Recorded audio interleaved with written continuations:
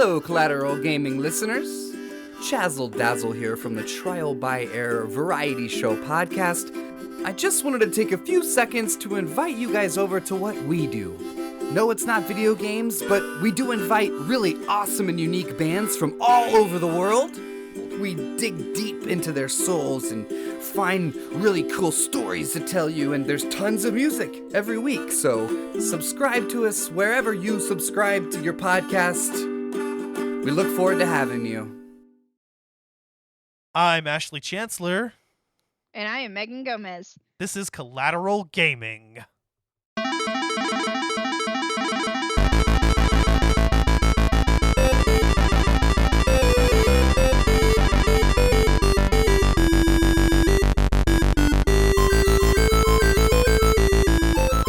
Hello, everybody, and welcome back to Collateral Gaming Podcast, where we review good games, bad games, and everything in between. Today, I'm pretty excited. We're going to talk about one of my favorite games of all freaking time. Let's freaking go. Yes! By the way, guys, we are podcasting straight from somewhere in South Texas. And yes, we are a 420-friendly podcast. We have one of Megan's very favorite video games of all time. I know she's really excited to talk about it. Yes. In fact, we've got this game and its upcoming sequel that we're talking about in this two-part episode. So definitely a lot to talk about, to nerd out about. But as we all know, we have a little segment we like to do on the podcast. We talk about news segments. And also, I kind of want to start a trend of talking about what games we've been playing lately. Yes. What have you been playing lately, Megan? Well, I've been getting back into Horizon, obviously, because this is one of my favorite games of all time. This is definitely a comfort game for me. I've actually picked up Jedi Fallen Order again. Nice. I don't want to spoil anything, but let's just say that one of our favorite droids is in a recent Star Wars show. Yes! So I was very, very excited for that. I was like, I'm going to pick this shit up again. Cal Kestis is just an amazing character to play. And I've been having a little bit of nostalgia recently with the recent season, and just going back and being like, yeah, like we played this game and this game and this game, and it's we're getting a sequel soon, so I really want to get back into that energy. And I've been watching so much Star Wars because my husband Trojan horsed me with The Mandalorian, and now I'm watching Book of Boba Fett, and now I want to buy everything Star Wars related. So I've been playing that. I've been playing a lot of Animal Crossing recently. I have not been able to get into Mass Effect.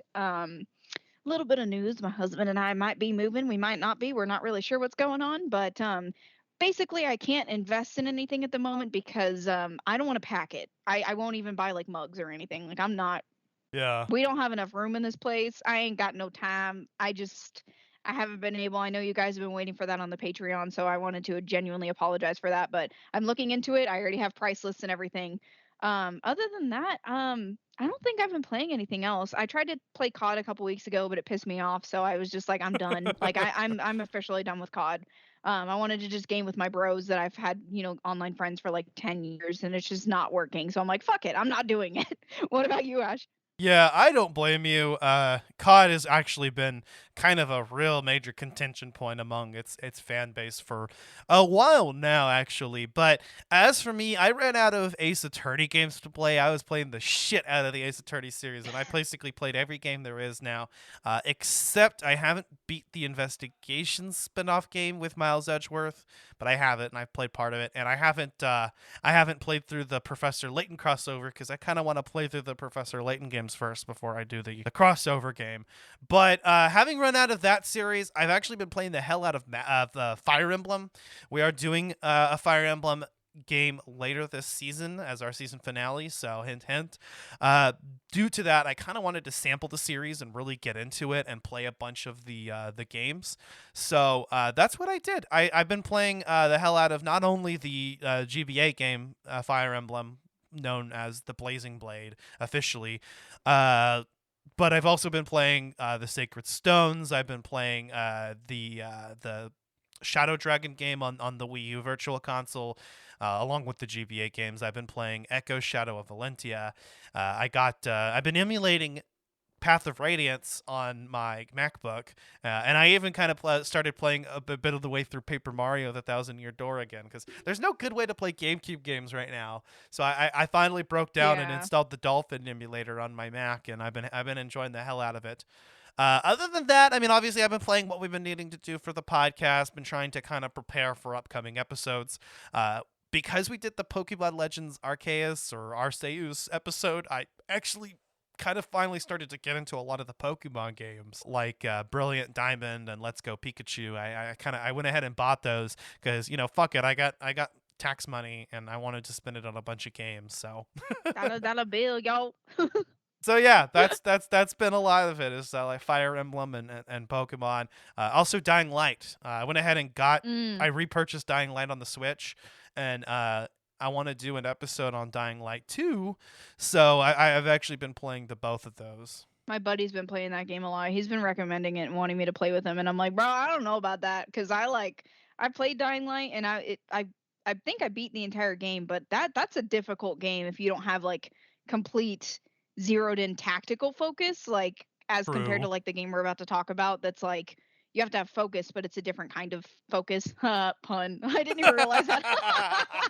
um, but yeah, I'm just not ready to like dedicate a tactical focus right now. Like, bruh, I haven't done that in a while, so I'm rusty. Like I'm just now picking up some skills that I haven't had in a while from playing Horizons and playing Jedi Fallen Order. So I'm like, I don't know. Right. But anyway, in the world of news, one There's a lot of news. There's a lot. point I wanted to bring up that kind of relates to something I mentioned a little bit earlier, but it's actually some sad news. The Wii U and Nintendo 3DS Virtual Console and their entire eShops, in fact, are going to be closing as of March or May of this year. You won't be able Yeah. to buy anything anymore. Until next year, you can still redeem codes and whatnot, but eventually it'll get to the point where you'll only be able to re-download what you've already purchased. So go ahead, and if you haven't already, get whatever you need to get out, especially virtual console titles. I recommend, I mean, you can pick a lot of them up for 10, 15, $20 depending on what it is. They're cheap as hell. Go ahead and stock up on virtual console titles because the Wii U and the 3DS both have expansive virtual console libraries that are just not on the Switch right now. I mean, you got GPA Yeah. games, Nintendo DS games, a far bigger Nintendo 64 library than what's currently available. So, the Wii U even has like TurboGrafx X and shit. Like some, I even saw like fucking Game Gear. So there's a lot of obscure shit that you can get on those virtual console libraries, and I highly recommend it. Like I said, I've been playing a lot of the Fire Emblem games, and there won't be a legal way to play those games. For a while. The closure of the eShop. So. Yeah. But I think they're eventually gonna port everything over. I think that's why they're completely closing the shop so they can do that. Um I also, since we're on the news of Nintendo, y'all know that Ash's favorite freaking game in the entire face of this planet is Majora's Mask, and that is coming to Nintendo here soon on the Switch, on the same day as Ring's launch. So I'm super excited for that because I know Ash is gonna play through it like 10 times. It's fine. I am. I've been waiting for it to come out on Switch. It was announced along with the other 64 games, but they said that it was coming out later. I haven't really benefited much from the Nintendo 64 lineup so far that they've brought up on Switch, mostly because, like, okay, you got Ocarina of Time, but I already have Ocarina of Time 3D, which is the better version of the game. I mean, I guess you can play it on a bigger screen, but I have a Switch Lite anyway. Yeah. And I heard that the emulation is not that great. Super Mario 64, well, fuck, I already got Super Mario All-Stars. I was happy to finally get to play Paper Mario, but my dumbass bought it on the Wii U not too long ago. So I keep buying games, and then like a few weeks later they release it on the Switch, and I get so Yeah. angry about it. Like, why?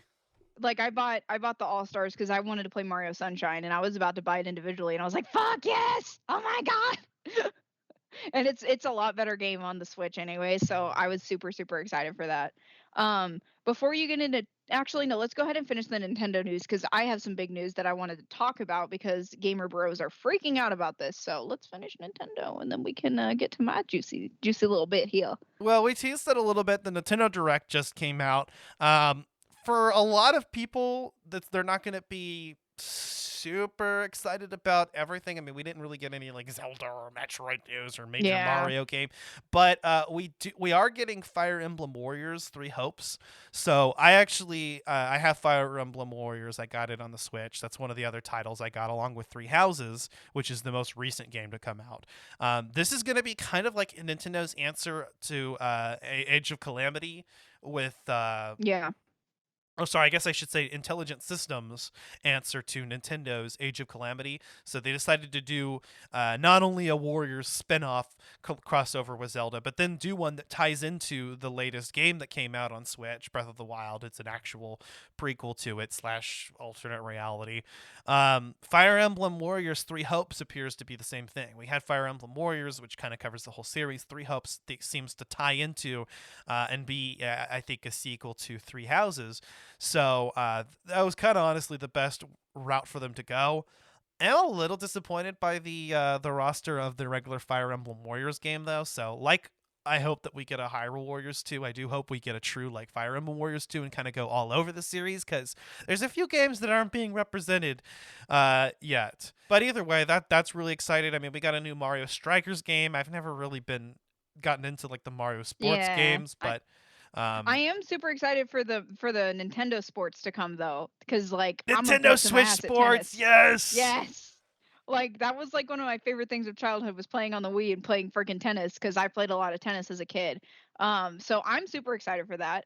Also we're getting a whole just meal from Nintendo.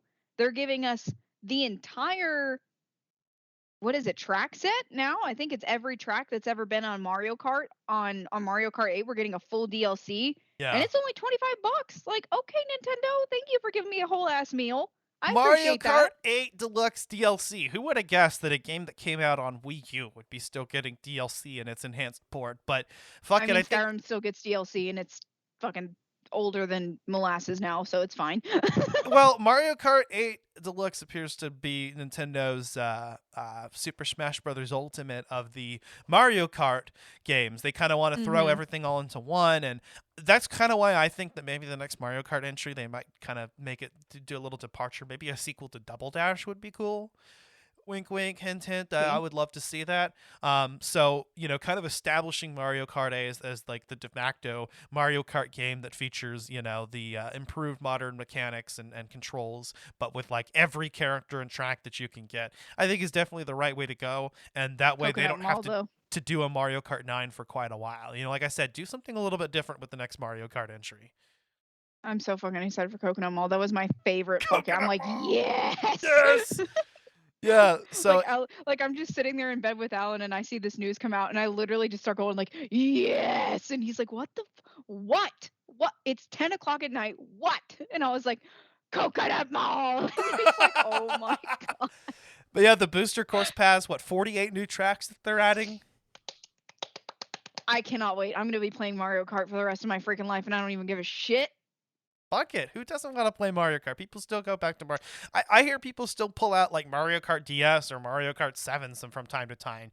I don't really see the need to that. I think Mario Kart 8 kind of is just objectively the best entry. Unless you like really like the mechanics of Double Dash or something. But yeah, no, I'm excited about that. What else from the Nintendo Direct? I think there's Majora's Mask coming out.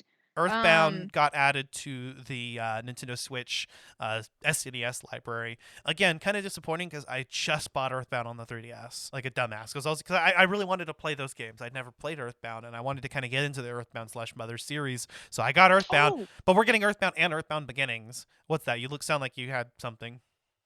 I forgot until I just No Man's Sky is coming to the Switch and Yes. I play a lot of No Man's Sky and my original Galaxy is like fucking shit. Like I could not get much progress. Like I'd literally have to travel with Alan and we would play together so I could progress.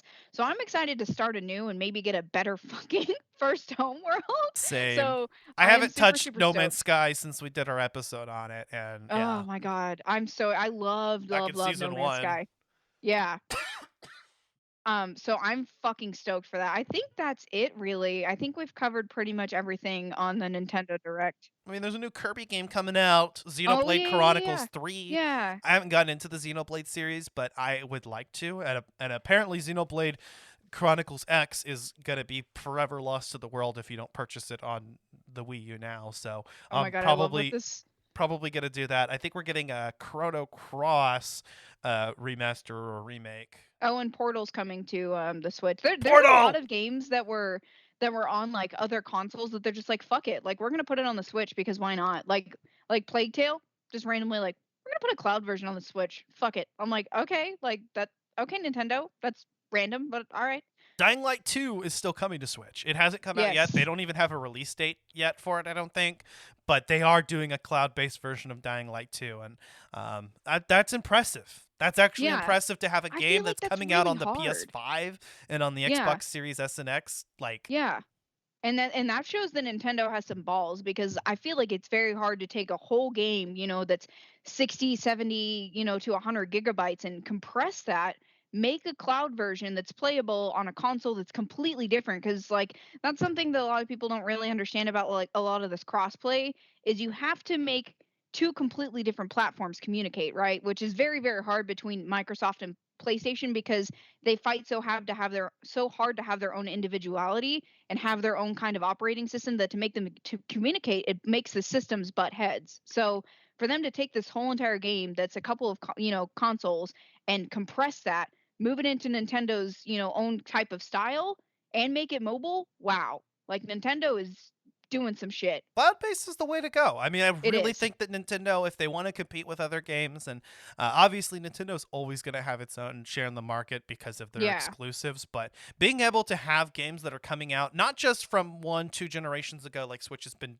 doing, picking up games like that, but now also having like new, like current Current games. generation Yeah. games come out is really impressive. And if they can do that via cloud technology, more power to them. Speaking of mobile gaming uh slash hybrid more mobile gaming, the Steam Deck came out. Yes. Yes. And I kind of want to get my hands on one actually, because thinking about it now, there are so many like PC games that I'm missing out on. Being able to Mhm. have access to the entire Steam library and being able to play that on the go, especially since my PS4 has been giving me issues. More on that later. And PS5, I wanted to get one with my taxes. I honestly did. Yeah. I was fully prepared to go ahead and do it because I was like, fuck, my PS4 is giving me issues. It's time. You can't even get one. It's so Like if you cute. go to Alan the said he wanted to buy me the Horizon one, and I was like, "You're gonna make me fucking bawl my eyes out right now, oh, bro." He's like, "I've been looking for months." I was like, but you have to be on the list, and if you get it "Yeah, anywhere other than Sony, they'll charge you fucking like $800 to $1,000 for it, uh, even from Best fucking Buy." Walmart. Yeah, I looked at the local Best Buy, and they said that they haven't been able to order one since the pre-orders came. And this is like the one that we're closest to is in San Antonio, and it's one of the bigger Best Buy stores, and they can't even get it, and they Hasn't it get been over a ordering year since privileges. the PS5 was released? Yes, yes, Like and I'm Sony, get still your just shit together, because bewildered. even Xbox, you can get a Series S or a Series X if you want Mhm. one. But Yeah, our buddy just got one. Oh, I wanted to say before we get away from Nintendo, I wanted to yeah, read this little excerpt from Polygon, which is they did a review of the Nintendo Direct. uh, Kirby's newest 3D platforming adventure is the Switch's next major release, launching March 25th. Nintendo highlighted the game with one more trailer showing Kirby's even more voracious appetite. He's able to swallow a car and a vending machine. hey, I imagine Kirby gives pretty good head. I fucking love Kirby, so please don't make him like that for me. I had to go there. That was, but no, like God damn it. I'd love to get back into I'd love to get into the Kirby series. It's one of those things that's like I love I Kirby. played I play as Kirby. He's one of my favorite characters in Smash. I've Yes. never really played Kirby games. I main Kirby all the time. If I'm playing Smash, I'm gonna main Kirby because like you can imitate, you can fucking just do that little air punch. Fucking love that shit. He's just an aggressive little pink ball, and that's me. That's me. But I'm an aggressive little ball. an aggressive little ball. Anything to add to the news segment? Yes. Okay. So I'm gonna talk about it. We're doing it. Sony just recently acquired a big boy. They acquired Bungie. Oh yeah, I heard about that. That's really interesting because I mean Microsoft is acquiring a lot of new properties, and you know Bungie is famous for working with Microsoft. I don't know if they were ever a subsidiary, but they closely Destiny worked. and Halo. Yeah, they closely worked alongside them. So kind of like a fuck you. It's kind of like a revenge. It's kind of like a revenge fuck. You know, like that's what they're Yeah. doing. You No, know. but for real though, but like gaming bros are so excited because like does this mean that if Sony acquires it, like are we gonna see Master Chief again in a different sense? Are we gonna get to see like an alternative story that maybe Sony could have thought of? Because like you gotta think like Sony is very well known for their way to just captive like there's all of their studios captivate you and give you this amazing story. Like a lot of the games that we talk about are PlayStation exclusives because they just grip you. So I'm excited to see because I've only played a little bit of the Halo. Please don't come for me, guys. I was not allowed to play Xbox. We've gone over this. I was a PlayStation kid, but for me, gaming is gaming now. Um, to see him in a different light would be super cool. Also, I know that a lot of Destiny fans are pretty excited because they might be able to get some different content. I personally, again, I shoot me. I have never played Destiny. I've never been able to get into it. It's just not. It just doesn't really seem like my style of game. Especially after I picked up Anthem because it's a lot of people are like, oh well, it's kind of like based on Destiny, and I was so disappointed by that and disappointed by that game that it made me kind of fear Destiny. I was like, I'm not ready to be let down like that because Aw. EA fucking hurt me. Like when I picked up that game and it was that bad, I don't think I've ever been more disappointed as a gamer. Like it was bad. So for me, like knowing that a game this was based off of one, I'm like, what kind of fuck ups can I expect? And I know that's terrible, but that's just because of my you know what is it? What I got from Anthem. I liked Destiny until they got too cheap to keep using Peter Dinklage, and then they fucking replaced all his lines in the game with somebody else. Don't do Peter Dinklage like that, man. I fucking love Peter Dinklage, man. Like, oh my god, I almost love him as almost as much as the guy who plays Willow. What's his name? Oh my god, why is this Warwick Davis? Warwick Davis. That man is an angel. Anyway, we're going on a tangent here. We're 20 minutes into this, and we Yeah. haven't even talked about Horizon Zero Dawn yet. I know we have so much stuff going on though. I'm sorry. No, it's cool. It's cool. This is the way. This is the way. Um, Damn you! Why'd you have to bring up Star Wars? all right, Megan, this is your pick. Go ahead Yes. and talk to me about why you wanted to talk about Horizon Zero Dawn. Why is this what you once told me your favorite video game? Okay, so this game is just god, there's so much to it. And I was actually talking to a friend a couple weeks ago about how, my New Year's resolution is to get back into gaming because I've kind of fallen out of love with it because of, outside resources affecting, just me as a person. And, my friend was like, well, before you get back into gaming, why don't we talk about it? And, tell me, what game would you recommend for anybody who, doesn't really know where to go? And this was the first game that came to mind. This is one of my top 5, probably my favorite game of all time, honestly, like even above Skyrim and everything, just because it's so different. And this game is going to change the way that we see games. And I already know that this is going to be the same way with the sequel because this woman, Aloy, is just this amazing, strong, just vivacious character who just makes everything her own, and she's very inspiring, and I love that. And there's so many elements to this that I think were so individual and something that just from the moment I picked up the game, and mind you guys, this game came out in 2017. I rented this game on Redbox on a whim because of a breakup, and I ended up falling in love with it, and I forgot to turn the Redbox, and I still have the original game in the Redbox case. um there's just Is so this the much to love breakup that about I'm it. thinking of? Yes, it's the breakup that the Ash was present for Wow. this. Because I'm thinking about the time frame, and I'm like, okay. Yeah. Yep. But yeah, this is just if I were to recommend a game for somebody who has a PlayStation, this is my first pick. And I wish that, our Xbox, listeners, I wish that you would, consider maybe picking up a used PlayStation just to have the experience of this game because there is nothing like Aloy and her story. Well, you don't And have I to. It's think on it's something PC. Yeah, I mean, you can also play it on PC now. I forget about that, honestly, because I'm not a PC gamer yet, and I'm working on it. I'm actually planning on building a PC. So if anybody has any recommendations, please let me know. But yeah, I just there's so much to talk about and there's so much to unpack, and I just wanted to talk to you about it because this is the game that made me, especially recently, fall back in love with gaming and just make me just want to play everything and compare and contrast to Aloy's story because I just fucking love it. That's awesome. Yeah. Yeah, I gotta agree. I mean, and that's perfect. That's actually beautiful that not only has this gotten you into gaming, back into gaming once, but twice now. Yeah. It's kind of, you know, I feel like. See, my thing with Horizon Zero Dawn is whenever I first played it, I was completely enthralled by it. I played several hours of it at a time, but for some reason, it's an easy game to fall off of. But then when you Yes. jump back into the world, you instantly fall in love with it again. And I experienced Mhm. that this time. See, my first playthrough of the game, I had gotten all the way up to, uh, well, where you go into, it's actually where you go to rescue Ursa. Oh, okay. That was the mission that I was on. Funny story, okay? So I haven't picked up this game in years, right? When I decided to play it again for the podcast, I started over from the beginning. But I have two profiles on my PlayStation. Well, I have more than that, but I have two profiles that I use. I have the Collateral Gaming profile and I have my personal. I was playing this on the Collateral Gaming profile naturally because I'm doing it for the podcast, and also because I already had a playthrough on my other one, so it just made more sense to start it on a different profile. But the other day, I go to play this game because I wanna talk about it, and I'm actually at that same part in the story. I'm at the part where you're about to go rescue Ursa or attempt to. Hmm. That part breaks my heart. I know.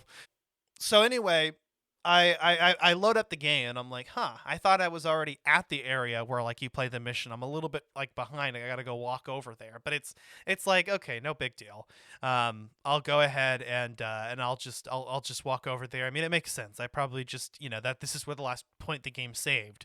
The last campfire I was at or whatever. So I go all the way up there and I'm a little weirded out because I'm like, I don't remember having bought the Shadow Hunter bow. Like, why is this in my in my inventory? Or and I was like, okay, whatever. And I've got to like recraft everything too, and you know I'm trying to go about it stealth wise. So every time I mess up, Yes. I reload and I have to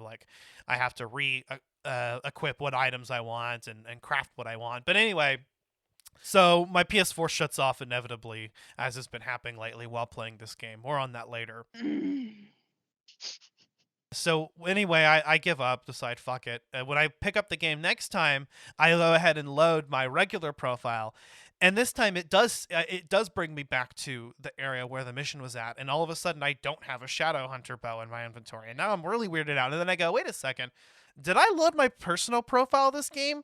So as it happened, I happened to be at the exact point in the game, like almost exactly. The only difference being I hadn't walked over to that quest point yet, but I was nearby it.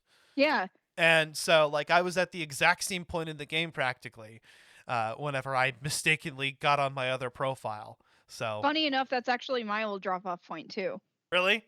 Yes, I was looking through and I looked at what level I was on that profile and I was like, let me load it up because I was wanting to play this game, have a playthrough on it so I have, more recent, kind of memories. And I like to, even if I've played a game, have a playthrough of it before we talk about it on the podcast. And I loaded that one and I was like, oh wow, like I was actually pretty far in the game on my last playthrough. It was the exact same spot and I think I was literally like wielding like the Shadow Hunter bow.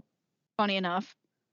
Like, that's fucking weird. I was just thinking about that while you were talking about it. I was like, I think I stopped at the exact same spot in my last playthrough from like 2020 or some shit, like when quarantine started. Yeah, yeah. So the last time I played this was definitely actually pre-pandemic. I remember I was still with Brianna at the time.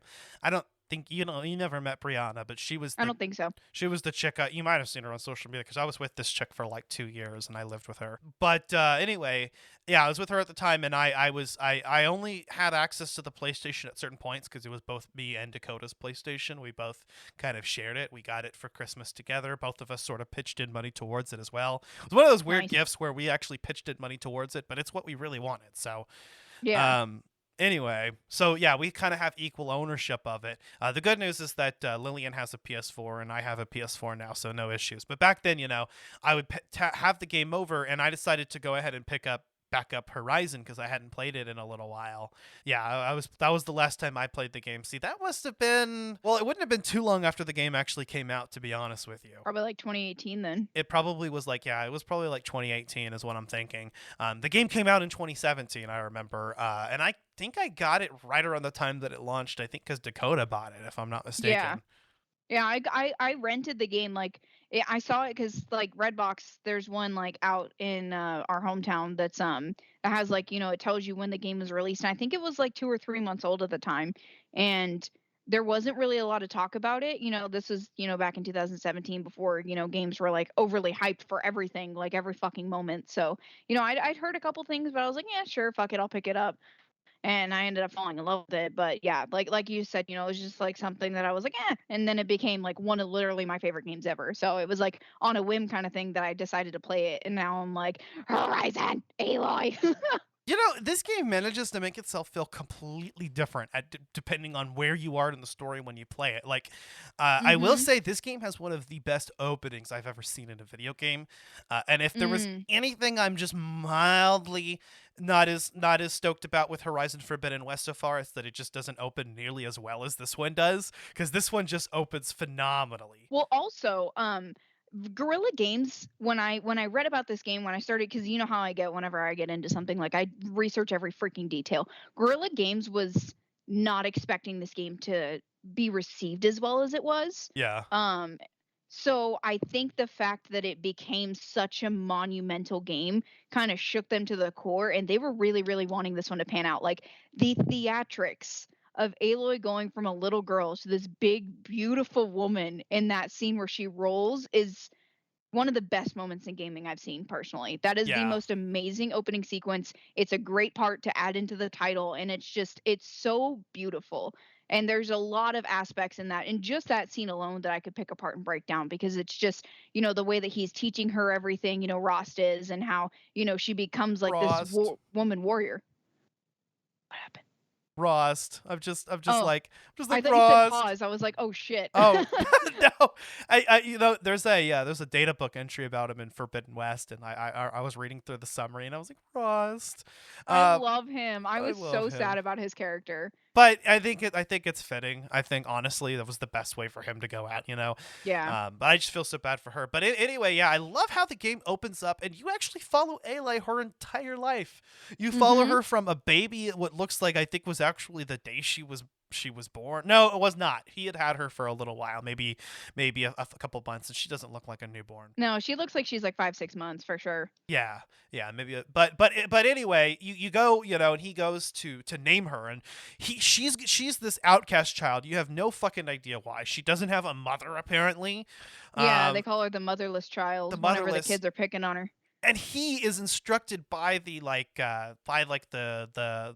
priestesses or whatever they are to watch over this child and thus make himself an outcast. He outcasts himself from society to raise her, and he's her father figure that raises her whole life. But they have this interesting dynamic, this interesting parent-child relationship that I think is really endearing. I mean, I think it's as good as, say, like Joel and Ellie. Ellie. Yeah. Mhm. But Yes. just within the first like 15-30 minutes, well, okay, let's be real, it's about the first hour of gameplay, and depending on how Mhm. much like side content you do, possibly more. But yeah, he takes you out, like, so not only do you see him taking you as a baby to go to do this naming ceremony, then you flash forward a little bit, you play as Aloy as a child, and they give you this time to introduce you to some of the game's mechanics. It acts as like a tutorial for stealth Mhm. and combat, and he shows her as a child how to wield a bow and whatnot. And that's after you explored the fucking ancient ruins and Yeah. actually got to Yeah, what's do shit. interesting is also in that sequence when you're in the beginning of the game, in this world, Aloy and Rost are outcasts. So there is a tribe called the Nora, which is this is a post-apocalyptic world. So it's not like right after the ashes and embers. It's a while afterwards. We're almost in, like, Ash and I were talking about it a little bit before the podcast. This is like a Viking era for these people.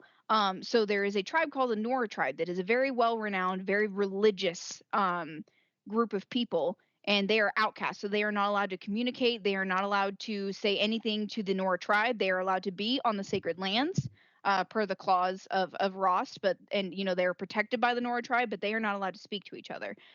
So there is this boy named Teb, which everybody will get excited when I say that name because Teb is adorable. Which Teb is just enamored by Aloy. No one can freaking deny that. He's in Is love he with her. is he another one of her suitors? I mean, you've got him Yes. and Varl Have you seen and her? She can get it. Any man the will be her fucking Sun King suitor. Avad, Yeah. He's like that could be Bae. And who she's she's like, fuck you, basically I'm a dinosaur fighting woman. and she's basically like, I'm not going to be your rebound, bro. Or at least that's one of the dialogue options you get to select. She rejects it no Pretty matter much, what you yeah. do. But I think Yeah. I do like that you get a chance to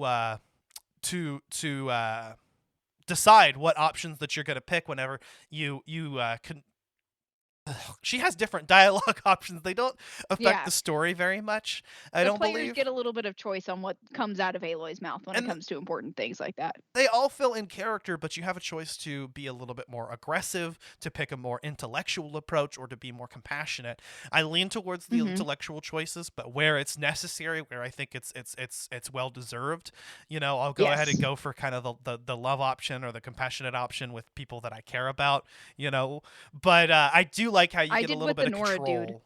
You did I don't what? know if you remember the beginning of the game, the side quest where he's like losing his mind and he says like the voices or whatever. I use the compassionate option with him because he's I just a think lost soul, poor thing. I think so too. I remember though the very first option they give you, I picked the brainy choice, and that was right around I the did too. point that you meet Teb, right?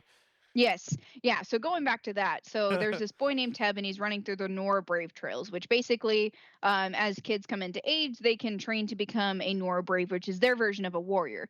So he's running along these trails doing his thing, and he falls right onto a plane where there is a bunch of these machines. They call them monsters, they call them, whatever, but a lot of the times the reference is machines. So there's lots of striders, which are horse like, and watchers, which are like little velociraptors. Um, so he falls in there. And this is after Aloy has gone into the ruins and gets what's called a focus, which is a very, very important aspect of this game. And something that I find super fucking cool, especially because you get the sound on your controller. If you don't turn that option off. So you see Tev fall, and this part picks up right after the beginning of the game where she falls into these ruins, and Ross is like, leave that plaything alone. You need to train. We need to ensure our survival, pretty much is what he's saying. He's like a father figure to her, so he's worried for her. um and she's like, no, no, no, like, I've seen this boy fall and I can save him. And this is one of the first times that you really get to see this dynamic of outcast and brave, and start to get a pickup of the lore and the reason why they're treated the way that they are. And And one of you the things that I also get, not to cut you off, but you also get kind of a sense of Aloy's own agency in the game, which is exploring. yes, yes. Yeah. So you get to sneak through these watchers and these striders, which don't even fucking acknowledge you. I'm sure that they're just there for show. But the watchers are there, obviously. And you go save this boy Teb, and he's like trying to talk to you. He's like, thank you, like, you saved my life. And they're like, don't talk to that outcast girl.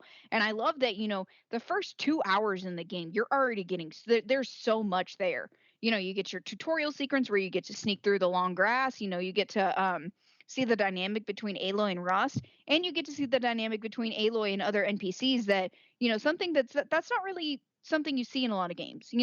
Yeah. Comparing this to, like, um Skyrim, for example, is something that I use a lot as a reference point, or Mass Effect, or even, just something that's kind of post-apocalyptic. Like The Last of Us. Like, no one gets treated the way that Aloy does, and I think that's such a strong point to add to her character, especially as you come towards the end of the game. Is she's always been treated like an outsider, not only because of the tribe that she's in, but because of the focus on her ear, which is basically just like the coolest fucking earbud in existence, by the way. That thing is so cool. Like, you can scan creatures, and you can, find audio logs and photos and stuff like that. You can even see, I don't remember the name of the stadium, but it's in Utah, I believe. Is You can see an actual cutout of the baseball stadium. Yeah, they use real I life don't know if you that's locations. my favorite data point. So Yes. apparently, Yes. Horizon's open world takes place in kind of a very condensed version of Colorado, Wyoming, and Utah. This is Yep. the 31st century. I don't know when the downfall of humankind happened, but it seems to be in the not 2068, I think. it seemed to be in the not too distant future from our own time. You Yeah. know, it's Hmm. like people still kind of have. It's actually really funny if you go and check out the lore and go read like these data points. I even found this one like article or podcast or something where the dude sounded exactly like an Alex Jones type character. Just this That's so like wild. this like ultra conservative, like, oh, the media is trying to blah, blah, blah, blah, blah, blah, blah. And I thought it was really funny. So it's a world that's not too far from home, and I'm talking about the background world that was lost, the old ones, Yeah. but a Yeah, the world that old had world. technology like advanced robots that apparently were created by an AI. I mean, all this was Hmm. designed completely By by Gaia. an AI, and it's a story about AI like subroutine gaining some kind of sentience and like going against it. It's a really complex story, and it all ties It into is. who Aloy is. You know, you see this woman Hmm. Elizabeth Sobat who's supposed to be her mother. Well, turns out she's a genetic clone of her. Like, okay, that Hmm. makes sense now. It's like, why is this Yeah. woman who appears to be from this time? But that also lets you know that Aloy could very well have been in the right environment. She has the capacity to be this like scientific engineering genius. Yeah, she could have been like the Steve Jobs of that time, for She sure. was of her own time, Yeah. you know, and so Yeah. like that's what we're looking at. What I like about Aloy is that she's one of the only characters in this world that genuinely questions reality. I mean, I think part of Rost's upbringing is to blame for that, but at the same time, she went beyond him and she knew things. You know, well, why don't we Hmm. go into these areas if these are tools that we can use? You know, what is the reason why we have to do Exactly. this? You know, Ross still believed Hmm. in the tribe, and if anything, Aloy actually ends up rejecting the tribe. Really, I mean, I haven't played all the Yes. way through the game, but I mean, she kind of just seems to be okay. Well, I'm the seeker, but you know, like if wasn't given the blessing to do this, I would have done this anyway. Like, fuck you guys, honestly. Well, she does. She does. I hate to spoil it for you, but it is something very important to talk about. So in towards the end, she actually goes into the mountain and she opens the doors. She has a hold of Gaia, and they're like, "Oh my god, you have access to the heart of the mother." And they freak out and they start praising her, and she's like, "My entire fucking life you kicked me out because I came out of this mountain. And now you want to praise me?" She rejects them completely. She's like, "You can pick out certain Nora to come help me Yeah. defeat Hades. But other than that, find me in Meridian." Like, she kicks them out. Like, The she few like cool alienates people them. she met along the journey that like Yeah. accepted her even when she was not accepted, those are the people that she vibes with and she's cool with, Hmm. and she respects, you know, people that are warriors, people that have strong minds like her own, uh Like Varl. like Hmm. Varl, and so I think that that's important. But Aloy herself is a very interesting character because in a world of this like pantheistic religion where people worship the goddess, she's a skeptic, she's an agnostic, maybe, and an atheist. She is a scientific, she's a woman of science in this world where that's unheard of. She immediately understands that okay, this voice that's speaking to you isn't a goddess, Yes. it's a machine. It's you're just worshiping it, and because you don't understand what it is. And she very quickly picks up on that, and she doesn't go around being like an atheist bro trying to like shit on everyone. She just kind Hmm. of kind of keeps it to herself, and she isn't quite sure how to break that to people. I mean, you even see that at the beginning of Forbidden West with Varl, someone she cares about, and she's trying to find a soft way to break it to him that like, okay, like your entire belief system's a fucking lie. Yes. Yes. And I love the dynamics that are in this game, because and this is something that was talked about recently, right as the release is coming for Horizon Forbidden West. Like, there's a lot of basement bros that are really upset that you can zoom in and see peach fuzz on Aloy's face. Tell me I'm like, you've never you been close to a woman's face without telling me you've never been close to a facts. woman's Tell me you've face. never been fucking laid and you have testicular hypofunction. Please, Yes. please elaborate. Like, my God. Like, you really think this woman's gonna be like, yeah, let me just shave my legs before I have to fight this fucking Thunderjaw? No! It'd be like the same type of dude that's like females. Yeah, these females, man. Like, shut up, basement bro. No one asked you. Like, and she's this powerful. Like, I mean, this woman commands your presence to be on her, like, and to see her. Like, she is always seen, not only for the negative aspect, but for the positive aspect. She's really good at being inspiring in her own way and bringing people together. And that's something that I love about Aloy, because she's just this enigma of herself, and she's this strong, powerful character that you get to follow, and she just rejects these men like I just you go, baby. Like you go. She's a Like strong, independent woman. She doesn't have time for love she right don't now. need no I man. don't know. Period. I kind of headcanon her as kind of queer, but like That would be hot though. yeah. Like I feel like she could kind of go either way. It would be cool Yeah. if I don't this I don't think that this is a feature that's been announced, and I definitely haven't played enough far. But to get like romance options in Forbidden West would be cool. It's probably not a thing, otherwise they would have mentioned it. But maybe in the next game, I don't know. I would like to have a little bit of agency with that. Yeah. Well, something also I mean, it being an action RPG and all, it wouldn't be unheard of. yeah, I mean, look at Commander Shepard. You have like 8 romance options, and then everybody's going to Garrus, and he just says, "Let me go check some calibrations." Like, fuck you. Or even like Assassin's Creed has started doing that, of all things. Um, Yeah. and this game actually it does have, in terms of like the stealth combat and whatnot. I mean, it does pick up some cues from games like that. But what really sucks about this game, I think the thing that causes it to be most overlooked, other than the fact that maybe the developers didn't have as big of a budget as they could have, or could have invested as much as they really were planning on. But like Jedi Fallen Order, this was just kind of that hidden gem anyway. But just in addition to that, I think a lot of people drew a lot of unfavorable comparisons with another open world game with a focus on stealth and bow combat with ancient futuristic technology incorporated, that came out in the same year. Mhm. Everybody was, and that's something that like I remember talking about with my friends, and they're like, "Megan, like, why do you talk about this game so much?" And they're like, like this game is just a playoff on Breath of the Wild, and I was like, huh?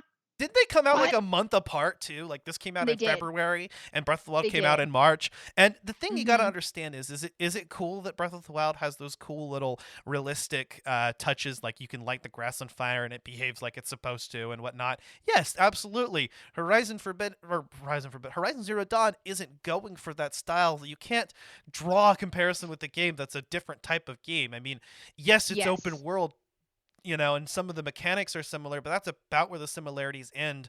Horizon Zero Dawn is an action RPG. Well, also the aspects are so different. Like the details are different in a different way. Like, for example, you see a lot of the Noras using pieces of the machines as as pieces of their armor, and they weld it together with their netting and stuff. That's the kind of detail that you see in this game that you're not going to see in fucking Zelda. It's not, they're nowhere near the same. Hot take, I think this game has a better story than Breath of the Wild does. And I say that with Breath I of the do Wild too. being one of my favorite video games of all time, but Hmm. it was a little bit weak compared to other Zelda stories.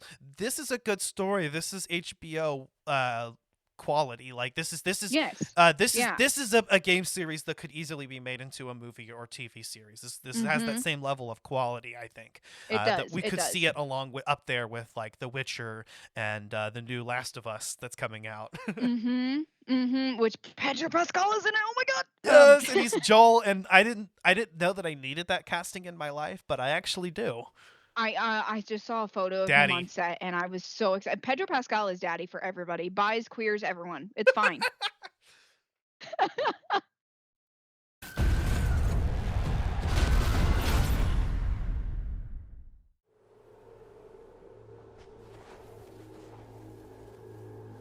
The massacre was only the beginning. Who did this to us? Who attacked the tribe? All we can do is pray to the goddess. No. Praying won't save us. We have to find the killers. So you will have to leave the sacred land. Where the trail leads, I will go.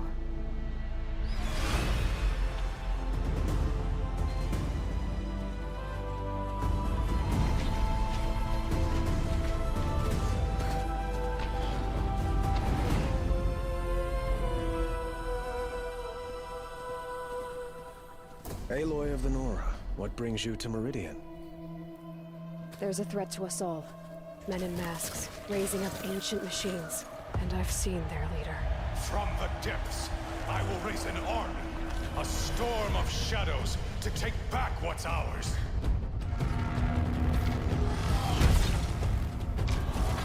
What's it doing to them? Taking control. You can see the corruption coming off them in smoke. You've come a long way since the Citadel, Aloy. Who are you? An interested party.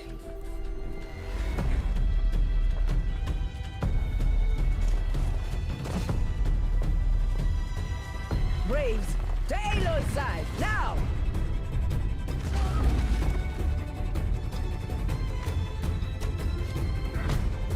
So it comes to this. What is it?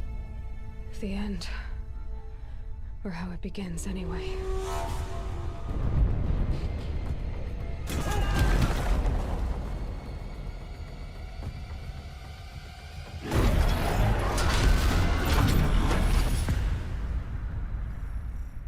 There's so much more to discover before the world ends. God, and that's the reason why I was kind of scared to talk about this game, because there is so much lore, there is so much content, there is just playing this game alone, if you're just playing the main story, it's around 60 hours. I mean, when I'm personally playing a playthrough on this game, I will spend 3 hours alone in in Mother's Cradle, literally leveling up to 10 before I even go anywhere near. I would level up to quests before, like, if the quest was above my level, I'll go ahead and grind and level up. And I did that. I did that in Mother's Cradle, actually, too. Yeah, before you go kill, what is it, the cat? What is it called? Is it called a saber tooth or something? Or Sawtooth. Sawtooth, yeah. The saber So cat. this game, like we mentioned before, it has an excellent opening. It has a really long opening, actually, because you basically have like at least 3 or 4 different prologue tutorial segments. sequences. Yeah. Yeah, you've got like the little girl segment. I mean, you got the opening cutscene, which is just a cutscene with Ross carrying her. Then you've got the tutorial sequence as a young child, introducing you to some of the mechanics, and then you get what's sort of the open world tutorial of the game, which is getting ready for the proving and collecting all these things and being able to go around the map, meeting this kind of actually sweet old lady who wants to abide and not talk to you, but she still talks to you and appreciates you. You get that that sense. Aloy isn't having it. She's kind of I think she still has a little bit of that hormonal teenager mindset. She's 19 actually at the time of the proving, so yeah, I thought that so. makes sense. Yeah. So I think she's a little iffy about it, and she's been treated like shit her whole life. But that lady, I think she was doing her best to be good, and I think Aloy's just kind of like, well, think for yourself, and if you understand what's good and what you should do, base your morals off of that, not some arbitrary rules you set up for yourselves because you thought the voice of the mountain was telling you to. Well, it's also hard because like both of us, I know we've talked about this before. It's very hard to fight religion if you've been brought up into religion, especially because it's like there's sometimes when I get upset when my mom says I'll pray about it, and I'm like, okay, well, what has God done for me? Like it makes me very upset. It makes me upset to think about it, because I've had a lot of tough times in the last year. I mean, not to get like all religious on here, but it almost seems like kind of a scapegoat for like, something good happened, it was God. Something bad happened, that wasn't God's will. And it's just kind of like that also just upsets me as Christians. Like I don't mean to say this in the worst way, but a lot of the Christians that I've met are so two-faced, and it makes me really upset because you're supposed to be, these loving, caring people, but then you judge somebody for the melanin content in their skin based on their ancestors. And you That's see not that okay. in this game. You see kind of the downside, and you do have some good characters that are subjects of their own religious upbringing and follow their rules, but they're good people still. But you also see where it weighs people down. And like I said, I know plenty of good Christians. We've worked with them before on the podcast. Our friends at Victims and Villains are awesome folk, and I know that they they don't I represent. love them. They're so sweet. Yeah. So, like you see that that's really interesting that actually we can kind of talk about this, because I mean that is a theme in this game. It is. There's a lot of theme in this game. There's lots of different things that Horizon approaches in a different aspect. They even carry into a post-apocalyptic world like this. Religion. What are morals, and what are rules that we've set as a society. How we judge somebody based on We live in a society, Megan. Bottom text. Society. Cue like the Joker beam and like some Is it like. A, B, or C? Yes. But yeah, you see the society where this girl is hated because of the man that she's raised by, and because she comes out of a fucking mountain as a clone. Like, there's lots of themes here that are talked about in this game that, especially for me, as a cisgender white woman, I'm gonna bring this up. A lot of times, people just assume that I'm just this weak, tiny little frail person because of what I look like. And that happens to everybody. You see, a lot of people, not me necessarily, like I don't care. I'm not going to judge somebody based on the melanin content in their skin, that comes from their ancestors. That's dumb. Um, a lot of people judge people, and like black people get judged, Indians get judged, and it's like just because of their melanin content, because of who their ancestors are, like that's people assume that I'm some weak, tiny little frail woman. mm, Well, you know I what? You may not I'm be not, able to not say everything is it. what it seems. You may not have the balls to say it, but I do. Fuck white people. White Oh people no, fuck white suck. people for sure. Commit I white literally saw genocide right now. Kill all the whiteys. well, I saw a TikTok the other day that was like, there's people that are white and people that happen to be white, and I feel like I'm the latter. That's actually perfect. I love it. That's So, kind of like a good argument to the, oh, well, you're a black person, but not a blank, like, which is a mhm, stupid argument. But mhm. I love that, actually. That's great. Yeah, I just happen to be white. Like, I just happen to I don't be. care. I'm Like, kidding. I mean, obviously, I think that we should not look into factor color into things at all, but. like one of the most beautiful people in this game is a black man. Varl, he could get Carl. it. He is hot. Yeah, Like, and he can and get it if with people that were to judge him fucking based on beard that, that he grows oh in man, Forbidden West, and she doesn't like it. Like, Aloy, Aloy, you little puss. Shut up. I like that beard. It is funny Like, that she has an opinion on it, though. yeah, they have like like from what I've seen so far, because I haven't picked it up yet. I'm sorry, I'm waiting a little bit. I heard that there was going to be a launch of a new edition right after the launch of the game, so I've been waiting for it, but I haven't seen shit. So I Yeah, guess I'm just going to pick up the collector's edition. I don't know. But I've seen a lot of that in the trailer, that Varl and Aloy are like this platonic married couple, but they have no romantic interest in each other. It's like that couple that won't divorce, but they have two separate bedrooms kind of thing. Like, you can fuck whoever you want, but just don't bring them home. Like, okay, All right, that sounds like a good. but we still married though. Like, what? That sounds like a pretty dope arrangement. I mean, if you're comfortable with that, whatever. I'm not here to Right? diss on anyone's kinks. No, kinks are kinks, man. You just do what you do. I don't give a shit. Yeah. Like, there's a lot of things where it's like, especially when it comes to aspects like we've been talking about, it's like, if Saul wants to change everything around downstairs and become Sally, what am I gonna say to Fuck change his cares? mind? Like, opinions are like assholes, everybody. Everyone has them. What are you gonna say in an argument if someone's made up their mind on something that's gonna make them change their mind? If they have their mind set on something, they're gonna fucking do it. Just because you don't like it doesn't mean that they're not gonna do it. Doesn't mean that someone's not gonna support them. Why does it matter to you? How is it affecting your life? Yeah, That's the exactly. question there. Exactly. Doesn't matter where you sit on the spectrum of things. It's like, just don't be an asshole. If somebody asks you, hey, I want to use this pronoun. I makes me happier if you do that. I prefer if you call me by this name. Yeah. Who the fuck are you to say no just because you Yeah. don't agree? Like, just fucking, you know what? Say what you want. Think what you want on your own time. But you Yeah. know, like, just respect people. Don't be a dick. Well, at the end of the day, like, if it, like, for example, my uncle is gay, right? Yeah. And he's been gay his entire life, and my family wholeheartedly supports it. And um, it's like, at the end of the day, you're gonna love somebody regardless of who or what they love and who or what they do. Yeah, I mean, my daughter, for instance, I don't care like what if she, I half expect that one day, she'll just bring home a girl and, be like, hey, this is my girlfriend. And I'll be like, all right, Yeah. badass. As long as you treat her well, I love you. You're a part of the family. Exactly. I'm a walk her down the aisle with you if you're that person she ends up with. But if you break her heart, I'm gonna kick your ass. I'm breaking your neck. I don't That's care if me. you're a girl. You break my girl's heart. Okay, no, I'm not gonna get violent. And I don't condone that at all. But you know what I mean. I'm gonna No, I want to know. kill you. Yeah, no, I'm joking. I'm joking. I would never ever do that if my children brought And somebody home. But if I would definitely be like, you hurt them. your mama and I gonna have some words, but it Exactly. ain't gonna be good. We're Like, gonna go to your like if mom. Yeah, that's yeah, exactly the best way to treat these situations, I think, when they're young, is just go straight to the parents. oh, you're 17 and you decided that cheating on your girlfriend is a smart idea because you're on the football team. I'm gonna have some words with your mama. Ooh, now that's Yeah, spicy. 17, but yeah. I you're just picked a almost an random age adult. there. Okay. Yeah, yeah. I just picked a random age. I do that. I just spat out random numbers No, whenever but I'm that would talking be about stuff. funny. That would be funny as hell. Like if you still live under your parents' roof and they're like you're still their dependent, by all means, fucking go to their parents. Be Yeah. that parent. Yeah, I will be that parent. Like, I'm gonna be like, look, your kid's being a fucking dick, bro. Like, you need to teach them some like cheating is not okay.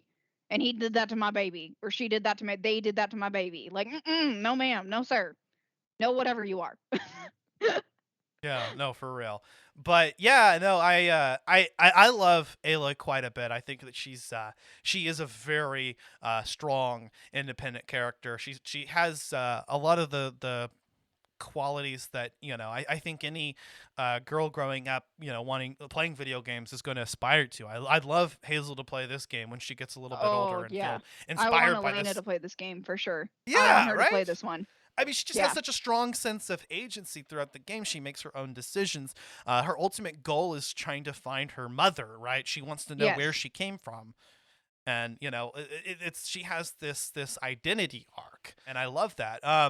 We talked a little bit about the story. We talked a little about the gameplay, and I know we're all running up on an hour, but um, Yeah.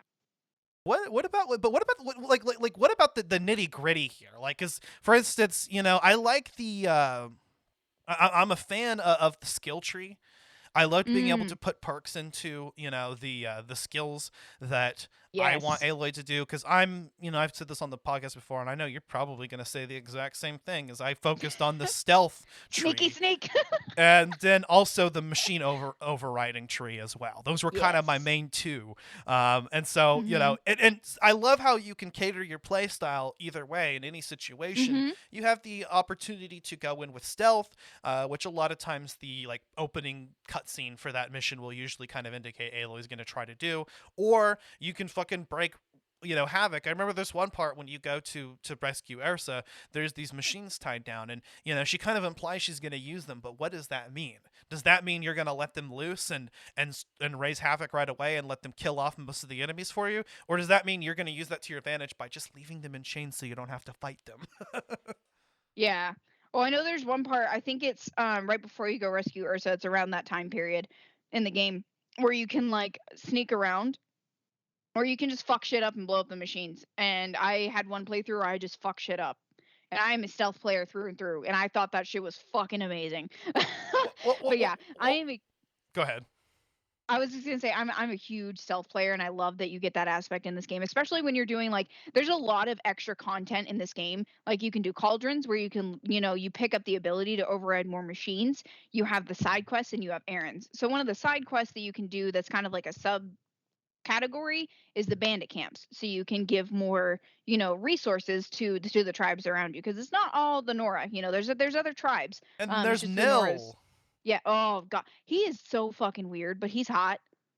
Honestly, I mean, I kind of like him. He knows what he wants, and he knows what he is, and he's unashamed Yes. of it. And it's like this is the reality of like this. Well, this is like a Dexter in the Horizon universe, Yeah. right? This is He's like a like guy. death is necessary, but I sometimes find joy in it. He's Like a fucking psychopath or a sociopath. he's a psychopath for sure. Yeah. He enjoys killing people, but he's using that to get rid of scum, people that people want to die, and they're not going to bat an eye when you clear a bandit camp. It's actually like an better for anti-hero everyone. kind of thing. It's so strange. It's so weird. Yeah, and he doesn't care for killing machines because there's no joy in that. I'm like, and Aloy kind of, she stands back. She's like, I don't approve of what you're doing, but she enlists his help time and time again, and then Yeah. you get the chance to honor him, right, and kill him or in battle or whatnot, right? Yeah. Well, I think you can choose to have a duel with him because he's like you're the ultimate like fighter or whatever. I ended up choosing to let him go on his own path, and he's like, "We'll meet again, Aloy." And you can tell that like he's fallen for her as well, like every fucking male does, as they should. At Yes. by the end of their meetings. Man, all the dudes are on here like all the chicks were on Ashitaka and Princess Mononoke. For real though, for real. They're like Ashitaka. Yeah, for real. That is every male. They're like Aloy. Oh Aloy. man. That's what I said. I kind of headcanon her being a little bit queer. I'd like to see some female potential romantic interests with her because Like I a kind of warrior get that. version of Sona. That would be I hot. yeah, I kind of get that. I kind of get that vibe from her. You know what I mean? But also, you were talking about the nitty gritty. That's something that I did want to bring up in this game. Is there's this beautiful eloquence to Aloy. She's this gorgeous character. She dons these, stunning armor sets. I mean, this armor is. I've seen a few cosplayers do it. I have not seen one in person, but I am on the Horizon fan page on Facebook. Which, by the way, shout out to everybody on there. They are fucking amazing, and I love the memes that they put on there as well. Sometimes. They're a good Horizon ship posting group. I know there's a PlayStation exclusive ship. I'm on the I don't remember the name of the page off the top of my head, but it's like the official fan page pretty much for Oh, Facebook. I like ship Yeah. posting pages personally. Like it'll be like Horizon something posting. Yeah, it's Horizon Zero Dawn Forbidden West. There's 32.6 thousand people on it. And they just talk about everything that they love about, Horizon, or they talk about, now Forbidden West as well. And that's a great group.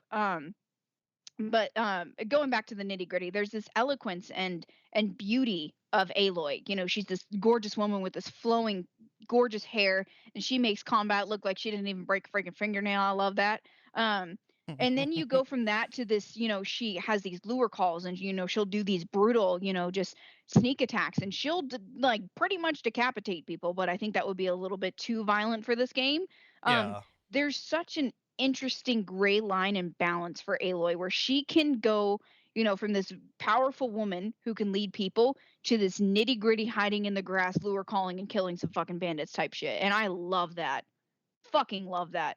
Yeah. Also, that skill is so underrated. The lure call, bruh, bruh.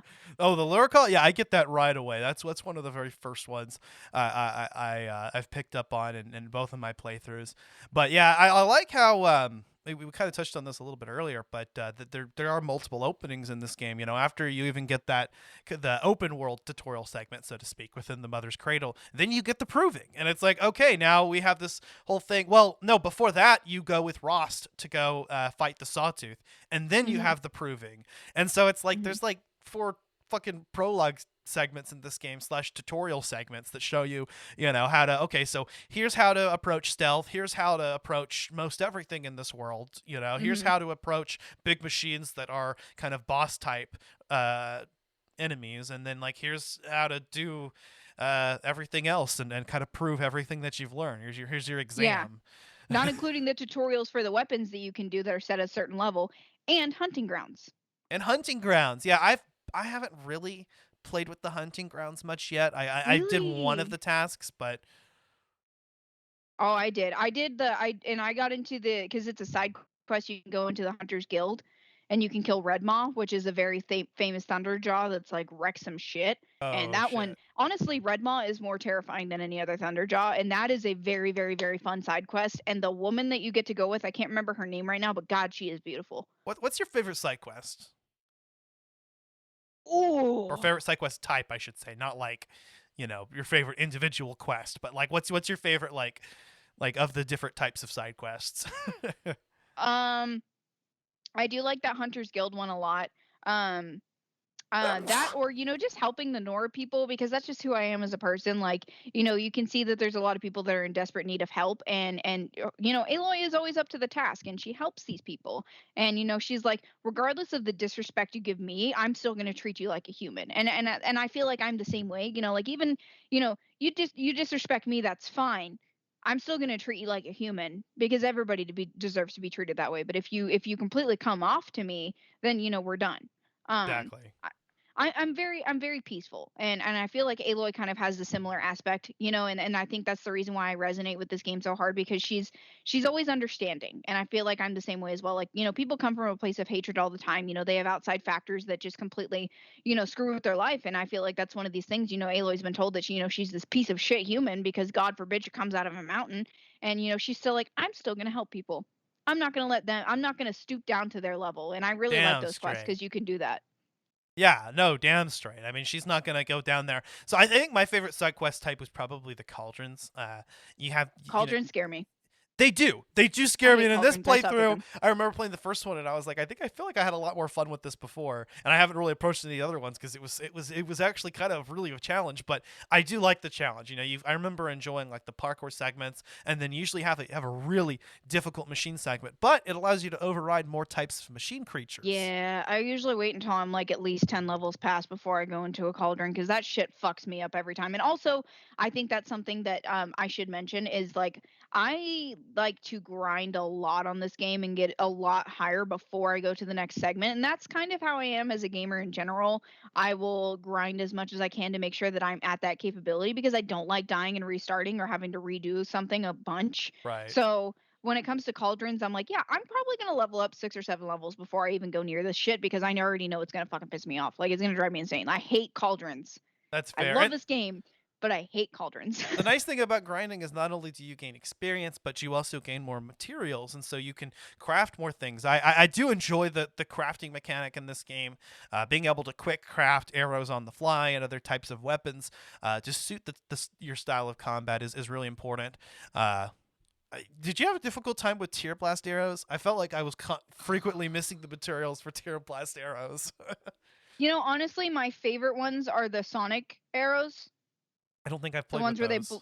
oh, what? That's the best one. Because wait, you're not talking about the tear blast, are you? Maybe. Is that the one that tears off the components? Yeah, Yes. it does. In fact, I think they don't actually do any real damage. They literally are just tear, but there's a little mini explosion, kind of like a sonic boom, and they blow everything off. I use that a lot. I use that often, and I use that tactfully, especially like on a Thunderjaw or something like that, because if you hit them in a certain spot with the tear blast, it'll actually do a lot of damage. Yeah. Especially on a Thunderjaw. Well, yeah, because you break off components, and if you break off components rather than destroying them, then you actually have the opportunity to collect those and to and to be able to use them.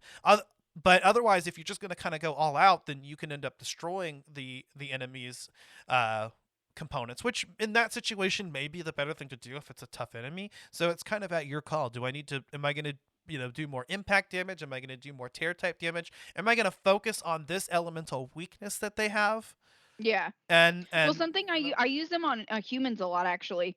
Like if you're going, excuse me, to fight up a group of bandits, I'll use a tear blast on them because it'll throw them and it gives them a lot of damage. I personally, that's one of my favorites. The sharp shot bow is my favorite weapon. Mine too. That's the one that I upgraded first. Actually, this playthrough, I was like, I'm gonna get the shadow sharp shot bow, because I like. First of all, the precision arrows are the only way to do stealth well in this game. The regular arrows aren't gonna get you very far because even if you headshot some enemies, they still don't kill them if they. Yeah, especially if they're a brute.